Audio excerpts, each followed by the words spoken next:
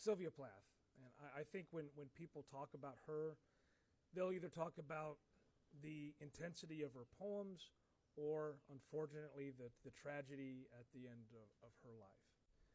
Sylvia Plath's story begins in Boston, where she was born in 1932, and it also is in the coastal New England world that really kind of shaped her imagination early on. She grew up in a household that was kind of, marked around intellectual seriousness and ambition and then loss, especially after the death of her father when she was still quite young.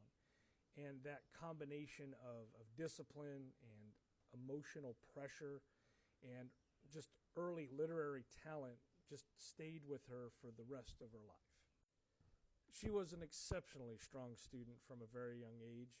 She published early on, she won prizes, and she built a reputation as someone with both real talent and just like a relentless drive. And that matters because it is easy to talk about Sylvia Plath only through like the lens of suffering. But she was deeply professional. She was ambitious, and she was quite disciplined. And she didn't drift aimlessly into writing. She actually worked toward it, and she worked very hard at it. She attended Smith College, and those years were central to her development. Smith gave Sylvia Plath both recognition and also a degree of pressure. She excelled there, and she struggled under the weight of expectation and perfectionism, and then some instability in her personal life.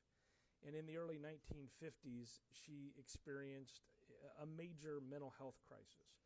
And this would be an experience that would later be transformed into fiction. And that part of her life matters not because it explains everything, but because it became part of the material that she would eventually turn into literature. When she finished at Smith, she went on to Cambridge on a Fulbright scholarship. And that move really widened her world, and it brought out one of the most important relationships of her life. And that was her marriage to the poet Ted Hughes, which happened in 1956. And the partnership, the relationship mattered artistically, and it also mattered very much personally. Both of them were young, they were gifted in their fields, and they were intensely serious about writing. And for a time, they looked like one of the great literary couples of their generation. But the relationship also became one of the most discussed and then, I guess you could say, contested parts of Sylvia Plath's biography.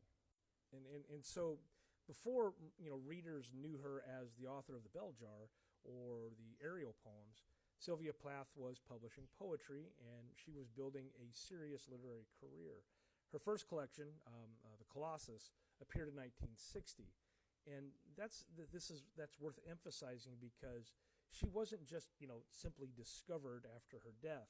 She was already working as an accomplished writer during her lifetime, and she had a clear sense of just her craft and her overall ambition.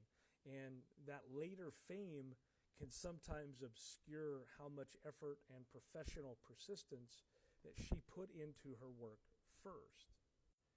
And then, of course, came the Bell Jar. That was first published in January of 1963. She published it under a pseudonym, Victoria Lucas, and it was her only novel. And it drew heavily on her own experiences while also speaking to broader pressures that were placed on women in mid-century America. Now, what makes the Bell Jar, have staying power and lasting power is that it is not simply an autobiographical confession. It is a sharp work. It is very controlled. It is quite observant, and it's kind of darkly funny. And then it really captures both an inner collapse and then also the social world, the secular world around it.